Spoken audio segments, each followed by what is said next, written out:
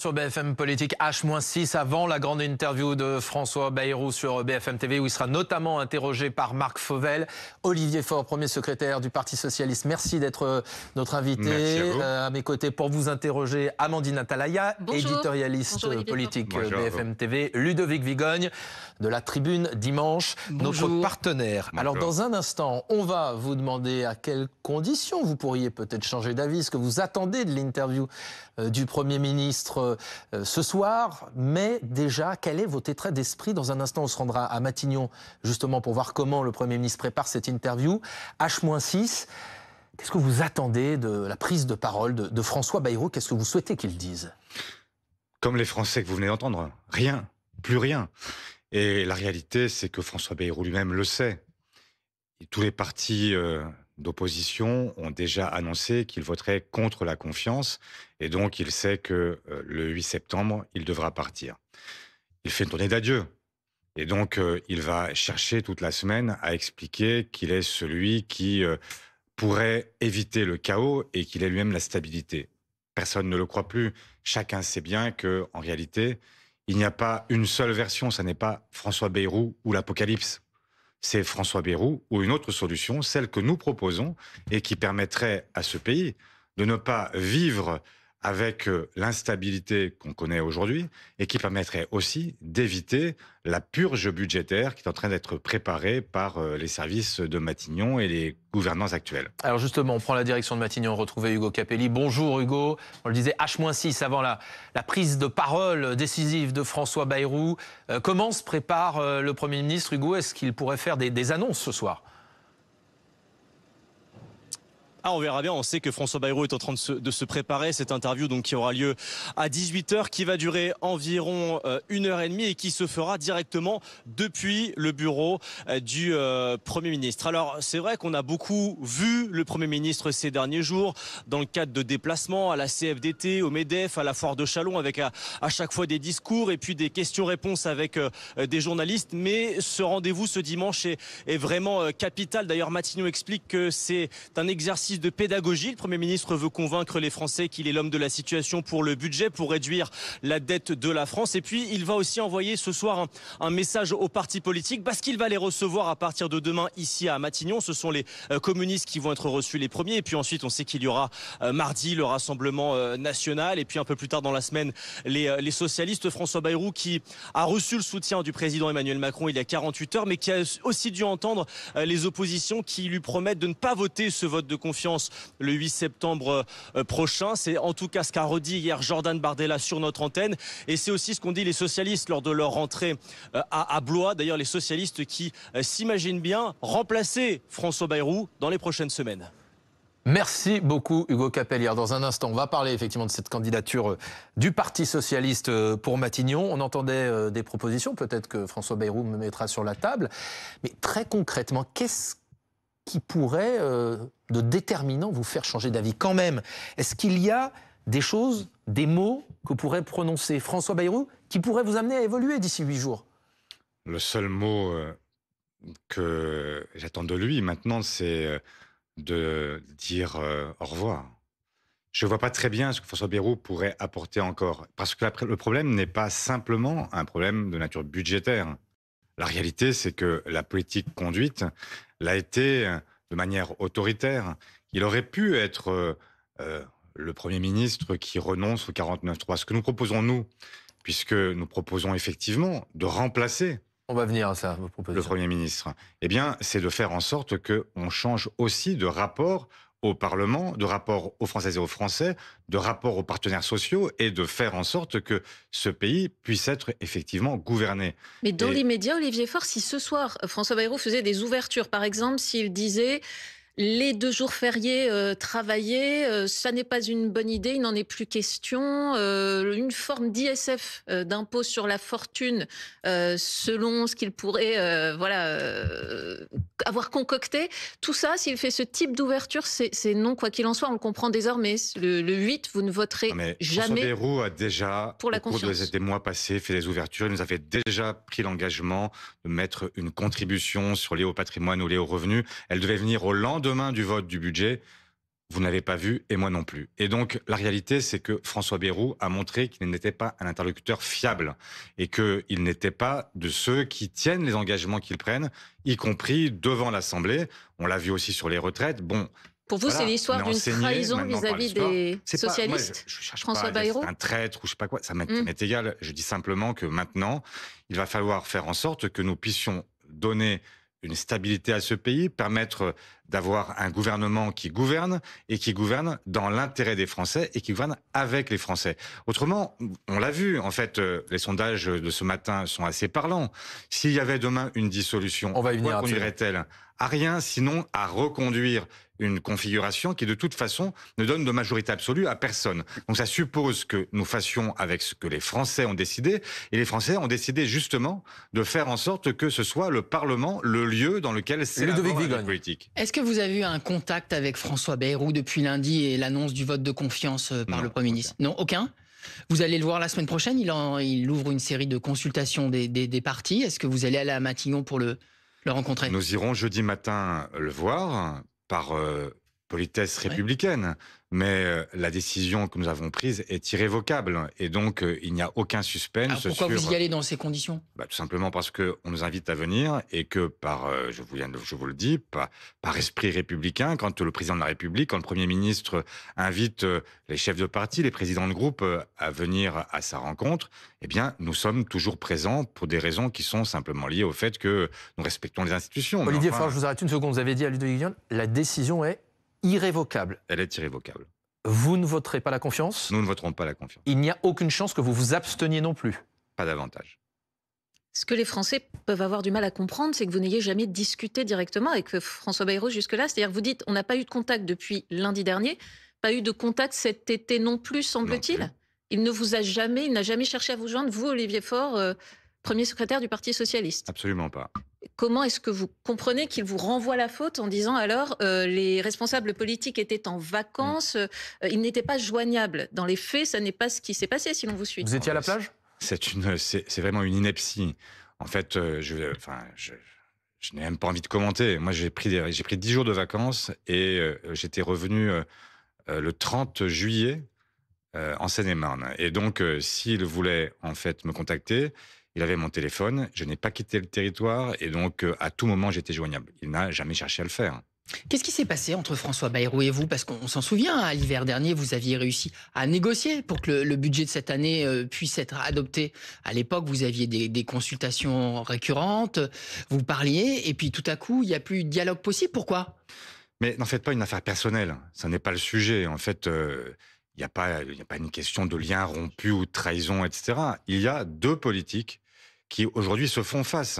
La politique que François Bayrou entend poursuivre, c'est celle qui a conduit justement à cette dette abyssale. Ces 1000 milliards supplémentaires de dette, c'est les 8 années passées avec François Bayrou, avec tous ceux qui l'ont précédé et avec Emmanuel Macron. Et donc, il y a aujourd'hui un moment où, effectivement, il faut une certaine forme de clarification. Et cette clarification, nous la portons en portant nous-mêmes un contre-plan Bayrou et qui montre qu'un autre chemin est possible. Parce que ça n'est pas vrai qu'il existe une seule façon de procéder. Nous sommes conscients du fait qu'il existe une dette abyssale. Mais cette dette abyssale n'est pas venue toute seule. Ça n'est pas un châtiment divin. C'est venu parce qu'il y a une politique qui est conduite depuis 8 ans et qui a multiplié les cadeaux fiscaux aux grandes entreprises et qui a conduit à creuser la dette avec en réalité une baisse des recettes alors que les dépenses elles-mêmes n'ont pas progressé. Et donc ce que nous disons maintenant, c'est que le rythme auquel François Bayrou veut réduire la dette est un rythme insupportable. On va finir par mourir guéri avec ces histoires. C'est-à-dire que, en fait, on va vers un budget qui est un budget de récession, qui repose exclusivement sur qui? Sur les travailleurs, sur les malades, sur les demandeurs d'emploi, sur les jeunes, sur les retraités. Bref, il frappe à peu près toute la population, sauf les grandes fortunes, qui, elles, sont épargnées au nom d'une théorie du ruissellement dont chacun sait bien qu'elle est une fable et qu'elle n'a jamais fonctionné. Alors, Olivier Faure, si le destin à vos yeux de François Bayrou est déjà scellé, vous avez dit effectivement ce week-end qu'à vos yeux, vous étiez volontaires, les socialistes, pour être les suivants.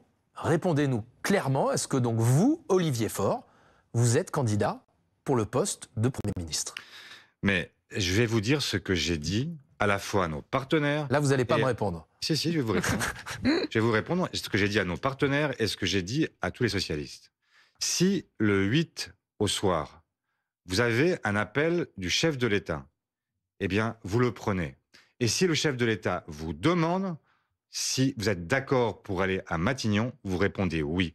La question, pour moi, n'est pas une question là non plus personnelle. La question, c'est qu'est-ce qu'on est prêt à faire ensemble. Et moi, je suis prêt à ce que nous gouvernions effectivement ensemble. Et l'identité de celui ou celle qui ira à Matignon m'importe assez peu. Mais est-ce que vous êtes prêt pour Matignon ? Toutes celles et ceux qui pourraient être appelés doivent se tenir prêts et doivent accepter si d'aventure le chef de l'État les appelait. Mais alors qui ? Quand vous dites tous ceux à gauche qui... Je ne veux pas rentrer dans ce jeu-là parce que... Mais on a vu que c'est là-dessus aussi. Nous l'avons fait il y a un an. À l'époque, nous avions dit, toutes et tous, il y a un point de convergence sur la personne de Lucie Castet. Tout à fait. Est-ce que le chef de l'État a appelé Lucie Castet ? Non. Eh bien, nous n'allons pas rejouer ce scénario, passer quelques heures entre nous à savoir qui pourrait être ou avoir des prétendants qui viennent les uns après les autres sur les plateaux. On ne joue pas à ce jeu-là. On est simplement tous disposés à vous dire que, effectivement, si l'un d'entre nous était appelé, eh bien, nous serions prêts à l'accompagner. Mais juste pour finir sur ce point, la règle s'applique à vous, donc Olivier Faure. Si le chef de l'État, pour parler directement, vous appelle... Elle s'applique à moi comme à tous les autres. Ce que je dis là, simplement, c'est que donc s'il vous appelle, vous dites oui. Ça s'applique aux autres, ça s'applique à tous les socialistes, ça s'applique aux écologistes, aux communistes, ça s'applique aux ex-insoumis, etc. Pas de problème. Moi, je suis prêt à gouverner avec celles et ceux qui sont disposés sur un programme qui est un programme clair, c'est-à-dire que nous nous attaquerons effectivement aux grands sujets qui sont devant nous. Nous ferons en sorte de gouverner non pas par la force, mais par la conviction. Et donc, nous renoncerons au 49-3 pour permettre justement un dialogue, un vrai dialogue au Parlement. C'est la grande question, en fait, Olivier Faure. Admettons que Emmanuel Macron vous choisisse. Vous dites, nous gouvernons avec ceux qui sont prêts à s'engager sur un programme commun. Mais qui pourrait vouloir aujourd'hui travailler avec vous, les socialistes ? Mais je pense qu'à gauche, beaucoup seraient prêts à travailler avec nous, évidemment, mais... Ça inclut les insoumis ? Il faut que vous compreniez quelque chose, parce que vous allez évidemment me poser la question des insoumis. Je la voyais venir quand même. Disons qu'on voudrait savoir comment marche un gouvernement fort. Moi, je vais vous dire comment ça marche un gouvernement de gauche. Un gouvernement de gauche qui a... Vous refusez d'assumer le fait que vous pourriez aller à Matignon. Mais non, je vous ai dit, moi, comme n'importe quel autre dans ce périmètre que j'ai défini, pourrait être appelé, et s'il était appelé, je leur conseille à toutes et à tous de dire « oui, j'y vais ». Voilà, donc ça s'applique à moi, ça s'applique à d'autres. Et donc, je dis que comment est-ce qu'on gouvernerait ? Et la question sera posée à tous les partis politiques. C'est-à-dire que nous viendrons avec notre projet. Et nous prendrons à témoin l'opinion publique, nous discuterons avec les partenaires sociaux en disant jour après jour, voilà ce que nous faisons. Quand, par exemple, nous dirons que nous voulons la taxe Zuckman pour financer notamment rappelons ce que la suspension de la réforme des retraites. La taxe Zuckman, c'est une taxe qui s'applique exclusivement à des gens qui ont plus de 100 millions d'euros de patrimoine et qui ne payent pas complètement leurs impôts puisque, en réalité, ils optimisent. Et donc, dans ces cas-là, s'ils ont payé... on prélève, pour faire simple, on prélève 2% de cette... ça fait partie effectivement du projet que vous avez mis en avant. Voilà, exactement. Donc s'il y a un accord, ceux-là pourront gouverner avec vous, ceux qui sont d'accord avec cette position. C'est-à-dire au Parlement, quand la question sera posée, je sais que nous avons une majorité, parce que cette taxe Zuckman, elle a déjà été adoptée en première lecture à l'Assemblée. C'est un exemple de ce que nous pouvons faire. Mais dans ce bloc de gauche, les insoumis restent les plus nombreux quand même, Ludovic. Oui, ce serait quoi le périmètre de ce gouvernement ? Qu'on comprenne bien, le périmètre de ce gouvernement, ce serait quoi ? Ce serait un gouvernement qui comprendrait des ministres insoumis ? Mais Jean-Luc Mélenchon, vous l'avez entendu, il a dit « Je ne soutiendrai absolument aucun gouvernement autre qu'insoumis ». Donc comme je ne vous parle pas d'un gouvernement insoumis, je n'imagine pas qu'il dise qu'il est parfaitement à l'aise avec ce que nous proposons, mais simplement je dis moi... Donc il n'y aurait pas de ministre insoumis ? Non. Et quand vous ne souhaitez pas juste Olivier, vous ne souhaitez pas de ministre insoumis dans un gouvernement de gauche auquel vous participeriez ou que vous dirigeriez ? Je viens de vous répondre et je vous dis que la question ne se pose pas dans ces termes-là. La question c'est... À chaque fois que nous irons à l'Assemblée et au Sénat, à chaque fois que nous poserons sur la table une proposition, qui votera pour, qui votera contre. Et moi, dans votre gouvernement, Olivier Faure, Guillaume Darrier, dans votre gouvernement, je finis en vous disant que je mets au défi Jean-Luc Mélenchon de dire que ses députés voteraient contre la taxe Zuckman. Je mets au défi Jean-Luc Mélenchon de dire qu'il voterait contre un gouvernement qui serait le premier à dire qu'il suspend la réforme des retraites. Mais alors, Et donc, mais donc dans vous ces n'en êtes pas conditions-là, certain, voilà. en fait. Donc, voilà. Juste posez-lui la c'est question. Écoutez, Jean-Luc invitez-le, Mélenchon a posez-lui été la très question. clair, Olivier Faure. Jean-Luc Mélenchon a dit: nous ne soutiendrons qu'un gouvernement, la France insoumise. Donc la question c'est, avez-vous Donc, une je ne demande garantie? pas de soutenir un gouvernement que Avez-vous nous une dirigerions. garantie? Je lui demande simplement de voter des propositions.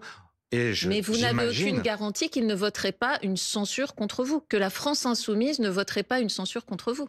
Écoutez, j'imagine qu'il aurait du mal à expliquer aux Françaises et aux Français qu'un gouvernement de gauche est censuré par la France insoumise. Et qu'un gouvernement de gauche qui propose notamment de remettre du pouvoir d'achat, puisque nous avons une proposition qui est une proposition qui va quand même permettre, je prends cet exemple, mais ça permettra d'illustrer. Imaginez que vous ayez en cette rentrée une maman qui élève seule ses enfants et qui est au SMIC. Eh bien, cette maman-là, elle aura des revenus supplémentaires de 900 € par an. Une famille qui, avec 2 salariés, qui gagne 1920 € par mois, qui ne sont pas des gens très riches, qui sont vraiment dans le début de la classe moyenne, eh bien, nous proposons en fait de leur rendre 1500 € de pouvoir d'achat par an. Eh bien, je crois que effectivement, il y a là matière Donc, à Olivier Faure. trouver un certain nombre d'alliances dans le Parlement. Donc, Olivier Faure, la France insoumise reste des partenaires ou ce sont des adversaires? Mais je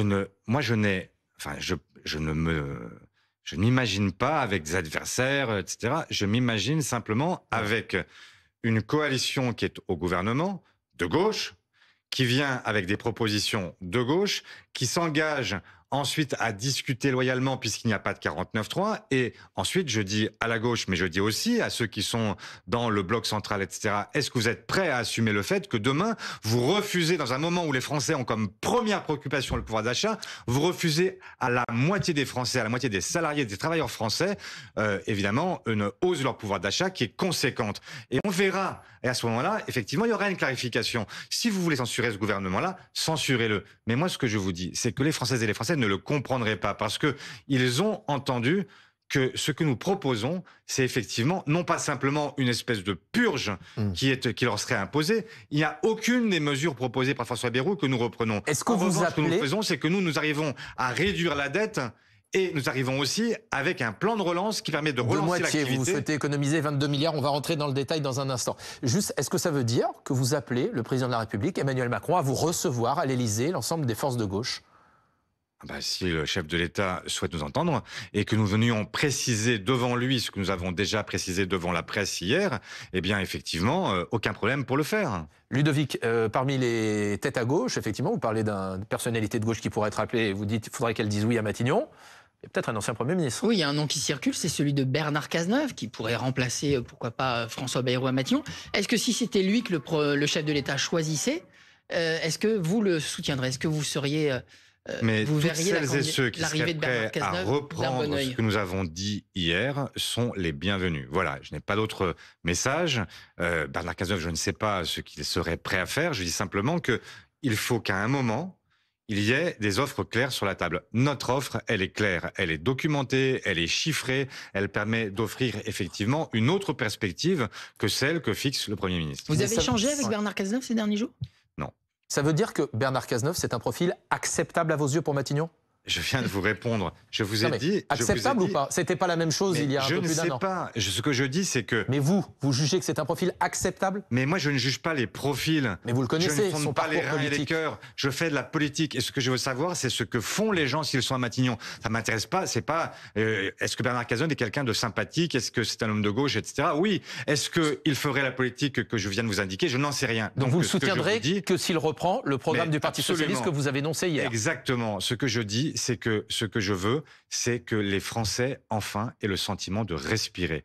Et qu'on ne les prenne pas au collet, qu'on n'ait pas le sentiment qu'à chaque fois qu'un Premier ministre arrive, c'est pour leur dire, voilà, je vous propose de la sueur et des larmes. Moi, je veux qu'on leur propose enfin l'armistice et qu'on leur dise qu'effectivement, ils vont pouvoir vivre et qu'ils vont arrêter de se demander le 15 du mois comment ils finiront le reste de la Amandine. Du mois.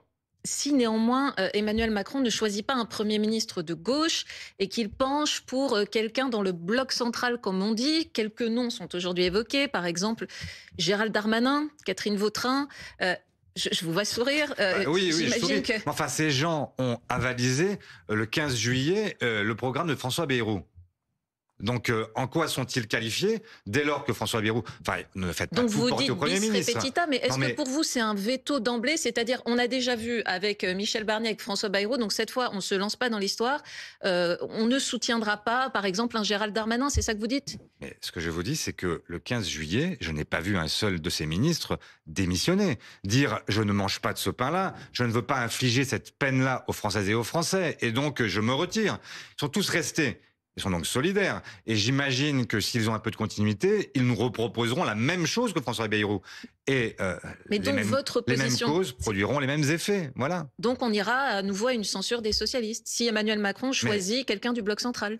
Il me paraît évident que des gens qui proposent la même chose que François Bayrou, moi j'ai rien contre François Bayrou personnellement. Je suis pas, enfin encore une fois, je suis pas là pour sonder les reins et les cœurs. Je veux que on puisse arriver à une situation qui donne à la fois de la stabilité au pays, qui rende du pouvoir d'achat aux Français, de la visibilité aux entreprises pour que l'activité puisse reprendre. Ce que nous proposons nous, c'est effectivement de mettre près de 20 milliards d'euros sur la table pour relancer l'activité, assumer la transition écologique, faire en sorte que sur le logement, sur les transports, sur l'éducation, sur la santé, on puisse remettre de l'argent et faire en sorte que aussi les Français puissent consommer. La croissance, elle vient d'abord de la consommation justement, populaire. rentrons dans, on disait, Mais vous on ne dites... voit pas les compromis, juste pour finir, que vous seriez prêt à faire. C'est-à-dire que c'est tout votre programme ou rien? Mais vous noterez que dans ce que nous avons proposé hier, il n'y a absolument pas, on n'est pas sur un programme qui serait le programme que nous pourrions assumer si nous étions majoritaires absolus. 22 milliards d'économies, François Bayrou dit qu'il faut en faire 44 milliards. Ça vient d'où l'écart majeur? Mais c'est que nous ne prélevons pas sur les Français. Et donc, du coup, on prélève sur les grandes fortunes, on prélève sur les exonérations de cotisations. Mais pour vous donner un exemple, il y a aujourd'hui 91 milliards d'exonérations de cotisations. 91 milliards. Donc on pourrait dire, effectivement, on reprend tout. Si nous étions en fait dans une forme de programme qui serait un programme de la gauche radicale, etc., on peut dire, on reprend tout. Nous, on dit là-dessus, on reprend 2,9 milliards. Parce qu'on considère qu'il y a des exonérations de cotisations qui ont leur utilité et qui permettent de préserver l'emploi. 2,9 milliards. Bon, ben voilà, on n'est pas dans une forme de saturation de projets, de gauchistes, etc. Donc, il y a là matière, évidemment, à trouver des compromis. Et comme nous gouvernerons 149.3, s'ils ont plus intelligent à proposer, ben qu'ils proposent. Mais pour l'instant, on n'a pas vu. Mais dans votre programme, on voit bien la politique fiscale que vous voulez appliquer. On voit en revanche moins bien quelles sont les réformes, les économies que vous pourriez faire sur le train de vie de l'État, sur les dépenses sociales. Il n'y en a pas? Bien sûr que si. On a proposé 5 milliards d'économies sur le train de vie de l'État. Très concrètement? Bah, ça veut dire que, par exemple, on sait, alors je prends un exemple qui n'est pas celui qui rapporte le plus, mais qui est celui certainement qui fait le plus parler. Eh bien, les avantages des anciens premiers ministres... C'est peanuts, pardon. C'est ce que je viens de vous dire. Mais parce que quand on demande aux Françaises et aux Français en permanence des efforts, il faut en demander à tout le monde. Et qu'il faut évidemment éviter d'avoir des symboles. Je ne suis pas sûr que les Français aient beaucoup apprécié que vous ayez... des présidents de chambre, que vous ayez des maires, notamment celui qui aujourd'hui est à Matignon, qui rénovent leur bureau pour 40 000 euros. Je sais que ça fait parler parce que tout le monde m'en a parlé pendant les congés. Et vous, à Matignon, demain, vous renoncez à votre indemnité de Premier ministre ? Mais c'est pas, je n'ai jamais dit qu'il fallait que les premiers ministres soient plus payés. Je dis simplement que quand ils ont été premiers ministres... Non, mais par exemple, vous dites qu'il faut donner l'exemple. Quels efforts vous feriez sur le train de vie des élus? Mais moi, je suis prêt à reprendre ce que dira le rapport d'Auzière. S'il y a des avantages qui sont des avantages indus, eh bien, il faudra effectivement avancer. La réalité, c'est que, autrefois, les parlementaires... C'est-à-dire, on parle par exemple de l'enveloppe de frais des députés, des ministres, de la réduire. Mais non, mais là... on a du mal à voir ce que vous voulez faire précisément. Mais pour tous, enfin, on verra ce que René Dauzière dit. Mais moi, ce que je vous dis... C'est-à-dire qu'il est chargé de faire un rapport sur François Bayrou. Il y a beaucoup de légendes qui sont tenues. La réalité, c'est qu'autrefois, les parlementaires, c'est vrai, avaient un régime fiscal qui était différent du régime du commun des mortels. Et donc, nous avions un abattement, c'est-à-dire qu'il y avait 20% de nos revenus qui n'étaient pas imposables. Quand nous étions au pouvoir, quand nous avions la majorité, nous y avons renoncé de nous-mêmes. Et donc, nous avons supprimé cet abattement. Ensuite, sur la réforme, enfin, sur les retraites, autrefois, les députés avaient la possibilité de surcotiser. Et donc, avec 20 années de mandat, ils avaient l'équivalent de ce que les Français obtiennent au bout de 40 années. Mais c'est pas là où on fait 22 milliards d'économies, ce que vous disiez. Ce que je dis, c'est que nous y avons déjà renoncé. Ça n'existe plus. Aujourd'hui, nous sommes dans le droit commun. Il n'y a pas d'avantage particulier pour les députés. Alors maintenant, je vois qu'il existe encore un certain nombre de défraiements, notamment pour ceux qui ont été Premier ministre, qui ont été président de la République, etc. Et donc, c'est vrai qu'au bout d'une certaine durée, et quand ces gens-là n'ont plus d'activité publique, il n'y a pas de logique à ce qu'ils conservent des avantages, etc. Donc, par exemple, on pourrait y revenir. Mais ça n'est pas, encore une fois, Ludovic Vigogne a raison de le rappeler, ça n'est pas ça qui permet de faire des grandes économies. Taxer les entreprises, par exemple, vous dites. C'est une vieille méthode socialiste. On taxe les entreprises. Ça. On a davantage les grandes entreprises, les plus fortunées. Est-ce que l'impôt est la seule source? Les GAFAM, par exemple, on récupère 800 millions sur les GAFAM. Ça me paraît pas fou. À un moment où vous avez Trump qui vient nous imposer 15% de taxes douanières, et nous, on devrait dire simplement, OK, alors vous pouvez importer comme vous voulez, mais par contre, nous, on ira avec nos bouteilles de vin, avec nos produits de luxe, avec tout ce qu'on vend outre-Atlantique, on va se prendre une Donc taxe les de 15%. PME françaises, les entreprises françaises n'ont rien à craindre? Mais les entreprises françaises n'ont rien à craindre. Vous n'allez pas leur augmenter leur impôt? Ce que je dis, c'est qu'on va supprimer un certain nombre d'exonérations de cotisations. C'est-à-dire qu'au-delà de 2,5 SMIC, on sait très bien que c'est un effet d'aubaine et que ça ne préserve pas l'emploi. Et bien là, effectivement... Craignez pas qu'elle délocalise? Mais délocaliser qui? Vous pensez qu'on délocalise les ingénieurs comme ça, que les cadres supérieurs et tout ça? C'est pas vrai. En fait, on est dans une forme de mythe. Et donc, il y a des emplois qui sont délocalisables et qu'il faut préserver. Et ceux-là, effectivement, continueront à l'être puisque nous ne touchons pas jusqu'à 2,5 SMIC les exos de cotisation. En revanche, au-delà, on peut le faire. Est-ce que vous nous dites ce matin, on n'augmentera pas l'impôt sur le revenu des Français?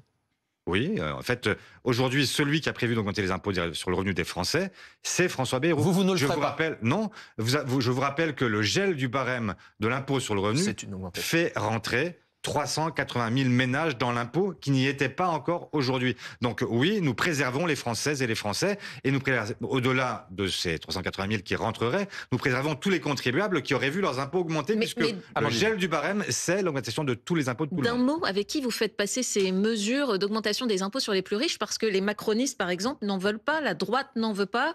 Je vous rappelle que RN, la taxe Zuckman a été adoptée en première lecture à l'Assemblée. Oui, avant d'être rejetée au Sénat.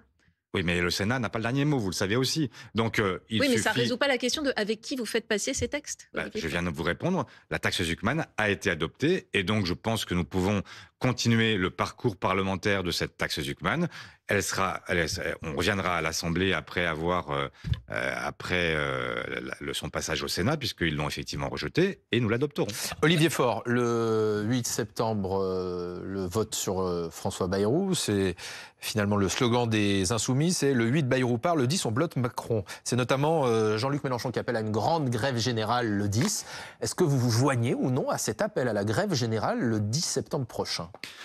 Mais moi, je me joins à... la grève, c'est du domaine social, c'est du domaine des syndicats. Mais est-ce que vous la souhaitez? Et donc, les syndicats se sont retrouvés, intersyndical, tous les syndicats, et ils ont appelé à un mouvement le 18. Et donc, j'appelle effectivement, à l'instar des organisations syndicales, à ce que le 18 soit une grande journée de mobilisation et qu'elle permette de faire entendre la voix des Françaises et des Français et qu'elle permette de créer un rapport de force avec le chef de l'État aussi pour qu'il entende et qu'il comprenne qu'il ne va pas pouvoir faire comme si il avait gagné toutes les élections depuis 2022 parce qu'en réalité, il en a gagné donc aucune. Le 10, vous ne vous y associez pas? Il est temps que la démocratie puisse jouer. Le 10, vous ne vous y associez pas? Le 10, j'entendrai, j'écouterai. Le 10, c'est plus diffus et plus difficile à saisir puisqu'on ne sait pas très bien qui appelle, on ne sait pas très bien quelles sont les revendications portées. Je soutiens l'idée que les Français qui veulent exprimer leur exaspération peuvent le faire le 10 et le 18, mais j'écouterai. Et notre rôle à nous, ça n'est pas de provoquer la grève générale. Je viens de le dire, c'est-à-dire au domaine syndical. En revanche, ce que je crois être de notre domaine et de notre responsabilité, c'est d'offrir un débouché politique à ces revendications qui sont portées par les Français. Donc vous ne reprenez pas le mot d'ordre « bloquons tout ». Mais c'est pas... Non, moi je suis pas ni gilet jaune, ni syndicaliste.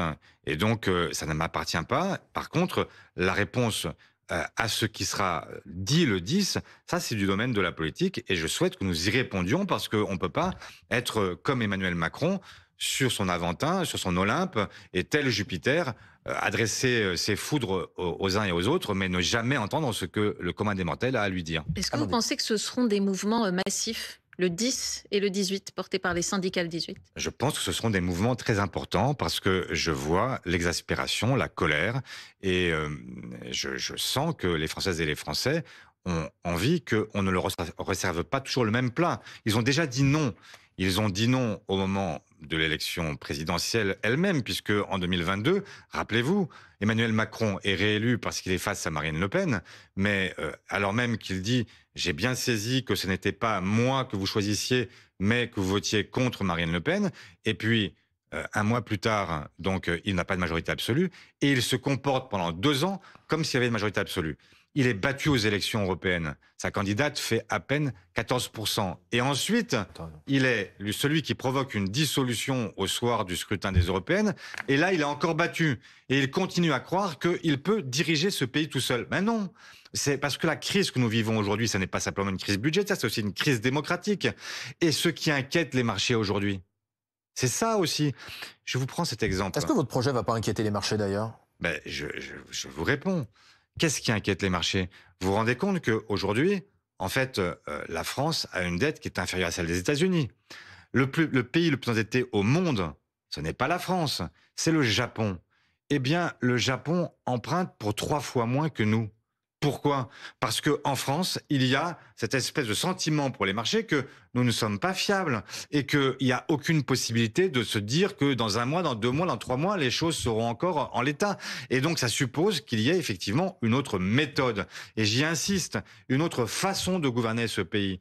Et c'est ce que nous disons. Nous disons pas de 49.3, mais aussi un autre rapport aux partenaires sociaux, un autre rapport aux Françaises et aux Français. Moi, je souhaite que nous puissions entretenir un dialogue constant et faire en sorte que nous puissions répondre au fur et à mesure à ce que les Françaises et les Français ont à nous dire. Olivier Faure, face à cette situation et cette crise politique, peut-être cette crise sociale, il y a le leader d'un parti, c'est celui du Rassemblement national, Jordan Bardella. Il voit qu'une seule solution, ce sont des élections. Écoutez-le, il était notre invité hier sur BFM TV.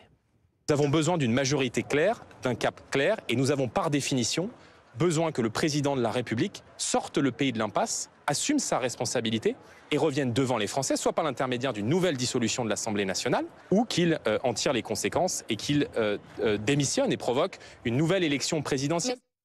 Alors, Olivier Faure, est-ce qu'à vos yeux, comme à ceux aussi d'Édouard Philippe, une dissolution finalement est inéluctable? J'essaye de faire en sorte de vous répondre depuis tout à l'heure sur le fait qu'on peut, avec ce que les Français ont décidé il y a 1 an, avec ce Parlement, nous pouvons avancer et nous pouvons faire de grandes choses. Ça veut dire que vous ne souhaitez pas une dissolution? Ça veut dire que j'en suis pas responsable, je n'en ai pas le pouvoir, et donc à un moment, si le président de la République souhaite dissoudre, il dissout, et nous serons prêts, et nous irons aux urnes sans aucun problème. Mais est-ce que vous la réclamez? Mais ce que j'essaye de... Est-ce que vous la réclamez? Je réclame la possibilité de gouverner. Or, pas une dissolution. Non, mais attendez, vous avez vu le sondage qui est paru ce matin. On va absolument. Un sondage, donc, effectivement, on peut l'afficher tout de suite. Et donc, en cas de dissolution, le Rassemblement national arriverait largement en tête. Sondage Elab réalisé pour BFM TV, La Tribune dimanche, on le voit. 31%, un peu plus de 31% pour le RN et son allié Eric Ciotti. Dans le cadre d'une gauche qui serait unie éventuellement, on va se poser la question dans une seconde avec la France Insoumise, un peu plus de 23% des voix, 14% pour la coalition Ensemble qui soutient Emmanuel Macron, 12% aucune intention de vote, un peu plus de 10,5% pour les Républicains. Voilà, et donc ça dit quoi? Ça dit que, en fait, le Parlement qui serait issu d'un nouveau vote ne donnerait pas de majorité absolue à quiconque, vraisemblablement. Et donc, à quoi cela servirait-il de reconvoquer les Françaises et les Français à ce stade pour obtenir un résultat qui serait peu ou prou le même que celui d'aujourd'hui, et donc qui nous conduirait à nous reposer les mêmes questions, alors que la façon de sortir de l'impasse, c'est un moment de comprendre ce qu'ont dit les Français. Ils n'ont pas voulu donner de majorité absolue à qui que ce soit. C'est un fait, je le regrette pour ma part. Je préférerais qu'ils disent... Voilà, je suis prêt à donner une majorité large à la gauche et aux écologistes et permettre de dérouler tout mon programme. Mais puisque ça n'est pas le cas, et puisque ce n'est pas ce qu'ils nous ont dit, et que je suis un démocrate, je prends les choses telles qu'elles sont et je dis, bon ben voilà, on a un Parlement qui est composé comme il est composé, eh bien, il faut un gouvernement de gauche parce que c'est la gauche qui est arrivée en tête l'année dernière, et donc ce gouvernement proposera un certain nombre de solutions, et ensuite le Parlement disposera. C'est assez simple à comprendre et ça permet aussi de faire fonctionner nos institutions. Si le Parlement refusait le taxe Zuckman, je dirais, je l'ai proposé et c'est le Parlement qui l'a refusé. Je vois bien que le Parlement, il y a une majorité pour ça. Donc je suis très content, mais encore faut-il qu'on ait la possibilité d'aller gouverner. Malgré tout, si l'impasse politique se confirmait, si Emmanuel Macron était contraint de dissoudre de nouveau l'Assemblée nationale, est-ce que vous appelleriez de vos voeux, en cas de législative anticipée, des candidatures communes de toute la gauche, donc y compris avec LFI? Mais moi, mon baromètre, si vous voulez, enfin en tout cas ma boussole, c'est d'éviter à la France le drame de l'extrême droite. Et ne croyez pas, et je parle là aux Françaises et aux Français qui s'imaginent que l'extrême droite au pouvoir, c'est du pouvoir d'achat supplémentaire. Regardez aujourd'hui ce qui se passe aux États-Unis, ce qui se passe en Argentine. Regardez ce que fait la droite quand elle est au pouvoir, ou l'extrême droite quand elle est au pouvoir. C'est Macron en pire. Donc, si vous voulez Macron en pire, votez pour Jordan Bardella et pour Marine Le Pen. Moi, ce que je veux, c'est donc éviter ce drame au pays. Et donc, à chaque fois qu'il y aura une menace dans une circonscription de voir l'extrême droite l'emporter, effectivement, je souhaite que toute la gauche puisse se réunir. Et je souhaite que nous puissions éviter cela. Ça veut dire, potentiellement, un accord de candidature unique à gauche dès le premier tour? Ça veut dire... Non, mais c'est ce que vous souhaitez. Moi, ce que je souhaite, c'est que l'extrême droite ne puisse jamais l'emporter, parce que je sais aussi que la menace, elle existe. Et donc, on va pas se cacher les yeux. Et je ne veux pas être un jour responsable du fait que, par mon irresponsabilité, justement, eh bien, l'extrême droite soit arrivée au pouvoir. Je ne lui déroulerai jamais le tapis rouge. Olivier Faure, les idées comptent aussi. Et vous ne pensez pas qu'une bonne partie des électeurs de gauche peut être choquée par le fait que vous disiez d'accord à nouveau pour des candidatures communes avec la France Insoumise, alors que vous avez passé des mois à être en désaccord sur le fond sur plusieurs idées, à vous battre sur des propos jugés antisémites parfois de la France Insoumise. Olivier Mélenchon parle de vous comme d'un traître qui travaille avec le bloc central et la majorité, et néanmoins vous êtes prêts à travailler ensemble. C'est quand même difficile à entendre pour une partie de la gauche. Je viens de vous dire en fait que d'abord, si vous voulez savoir quel est l'état de mes relations avec Jean-Luc Mélenchon, je n'ai aucun contact avec lui depuis plus de 2 ans.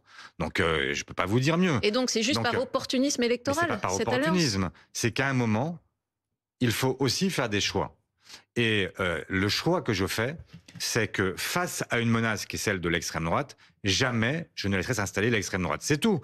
Et après, ça ne veut pas dire que nous avons le même projet. Ça ne veut pas dire que je viens de vous...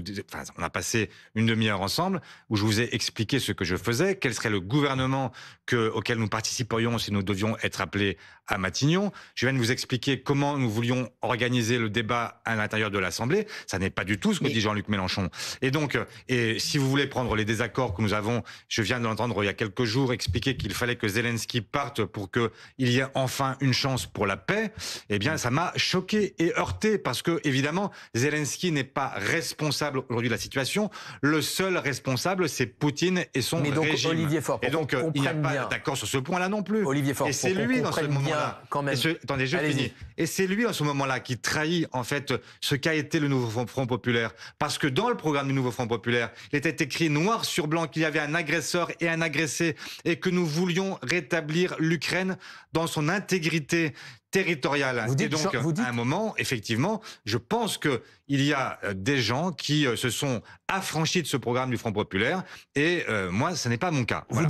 Vous dites Jean-Luc Mélenchon trahit le programme du nouveau Front Populaire. Mais sur ce plan-là, bien sûr, effectivement. Mais est-ce que cette fois, il y aurait à nouveau un programme commun si vous vous engagez sur des candidatures communes à des législatives anticipées? Mais nous n'en sommes pas là. Moi, je ne veux pas passer il ne peut pas y avoir une des émission candidatures sans à programme parler commun. de solutions dont personne ne sait si elle interviendra.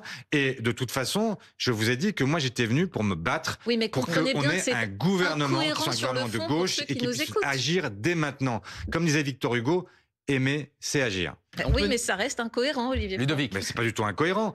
Je viens de vous expliquer que nous avons un Parlement et que si on devait dissoudre, on aurait un Parlement qui ressemblerait à celui-là. Donc je vous dis, je ne suis pas partisan d'une dissolution, je suis partisan de solutions immédiates, maintenant, qui permettent aux Françaises et aux Français de gagner en pouvoir d'achat. 19 milliards d'euros sur la relance de l'investissement, qui permet d'assumer la transition écologique et qui permet de faire des gains de pouvoir d'achat immédiats pour près de la moitié des Françaises et des Français. Olivier Faure, C'est quand même juste fou, un non point pour qu'on comprenne très bien ce que vous nous avez dit, c'est en cas de blocage, s'il y avait des législatives anticipées, vous souhaitez un accord de candidature commune, notamment avec la France Insoumise, dès le premier tour. J'ai Oui pas dit ou non? notamment France Insoumise, j'ai dit avec la gauche et les écologistes, et à chaque fois qu'il y a une menace de victoire de l'extrême droite, eh bien, faire en sorte qu'il y ait peut-être effectivement un candidat commun. Mais tout ça est de la politique fiction parce qu'il n'y a pas de dissolution, parce que nous n'avons pas engagé de négociation et parce que pour l'instant,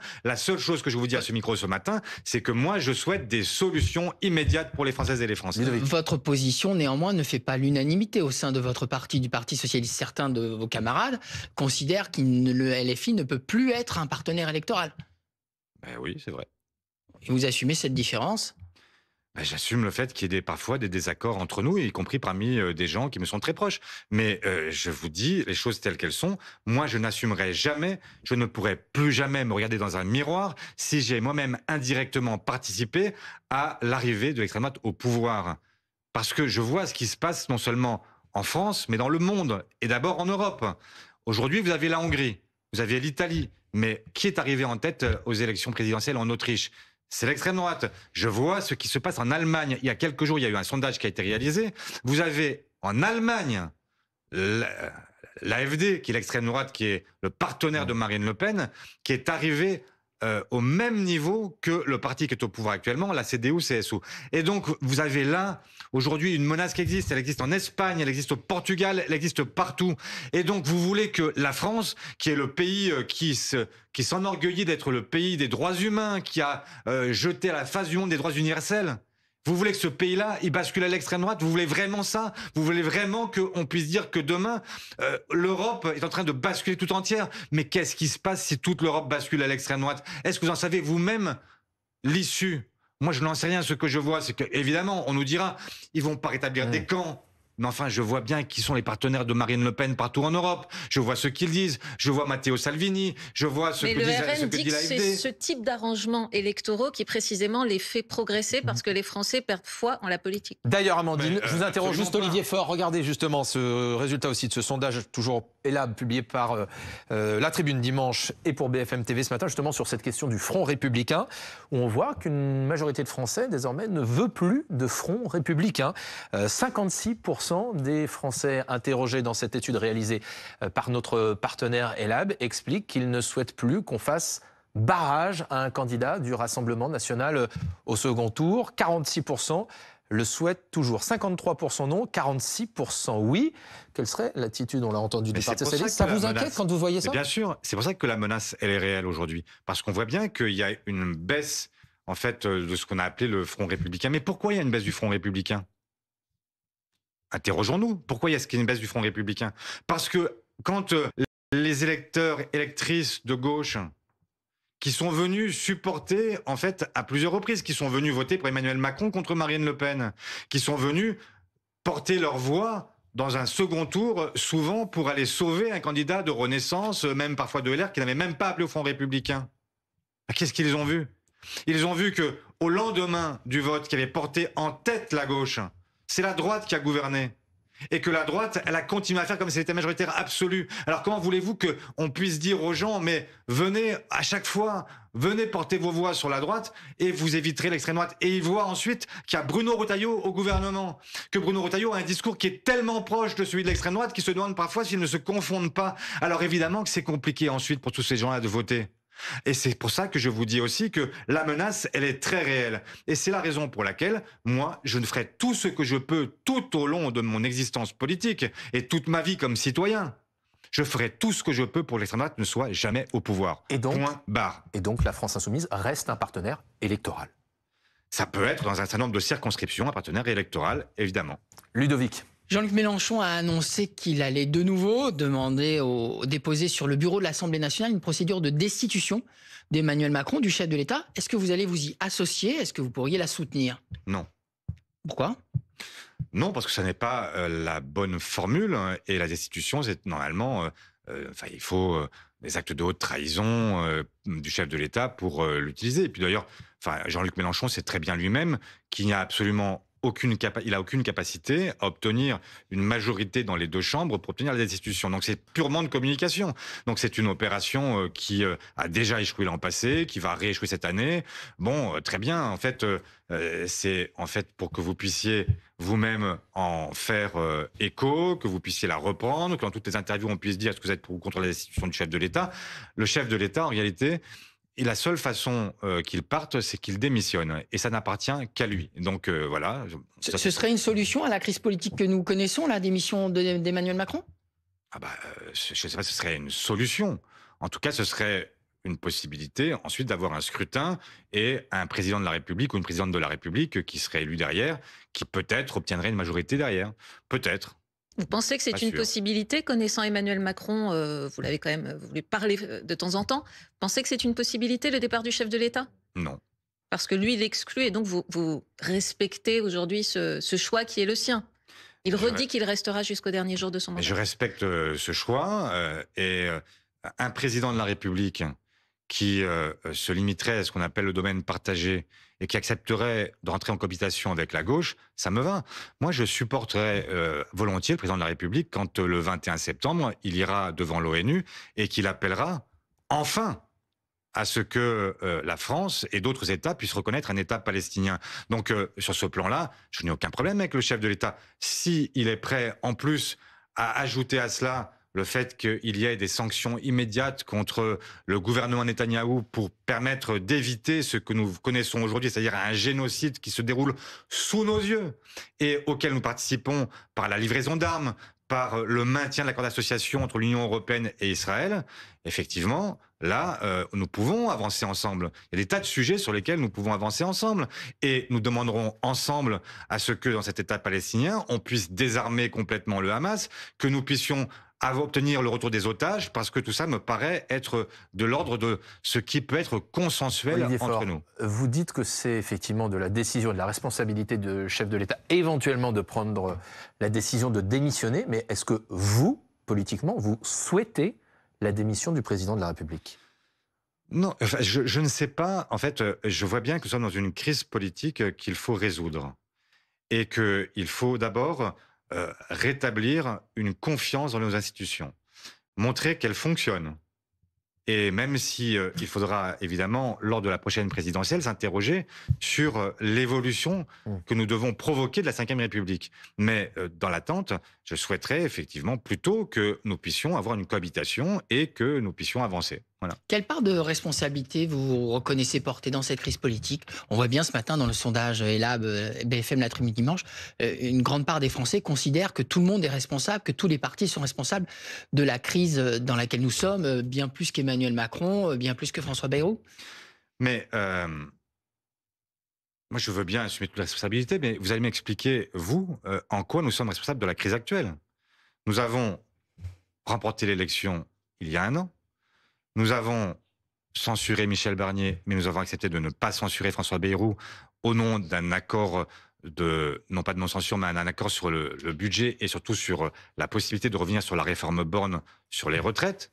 Nous avons joué le jeu à chaque étape. Nous n'avons pas cherché à bloquer le pays. Nous avons cherché au contraire à trouver des solutions. Donc, pardon, mais enfin, ce matin, je me sens pas tellement responsable de la situation d'une crise politique dans laquelle nous sommes. Et vous serez un meilleur négociateur, Olivier Faure, que Michel Barnier ou François Bayrou ? J'espère, hein, parce que c'est pas difficile de faire mieux. Pardon, mais enfin, des gens qui ne parlent avec personne. C'est pas si facile. La configuration de l'Assemblée fait que les choses sont assez difficiles. Pardon, mais je vous le dis, mais enfin, ils ont cherché à faire comme s'ils avaient une majorité absolue et à plier leurs interlocuteurs, considérant que parce que nous aurions peur de la dissolution, nous serions prêts à accepter n'importe quoi. Eh bien, je vous le dis et je vous le redis, moi je n'ai peur de rien, si ce n'est du jugement des Français. Merci beaucoup Olivier Faure d'avoir été notre invité. Je rappelle, vous nous avez annoncé que la décision des socialistes de ne pas voter la confiance à François Bayrou était irrévocable. Vous jugez qu'il n'a plus qu'une chose à dire, je cite, c'est au revoir. On verra si c'est ce qu'il dit ce soir dans l'interview qu'il donnera depuis Matignon, notamment à Marc Fauvel. C'est à suivre ce soir à 18h sur BFM TV.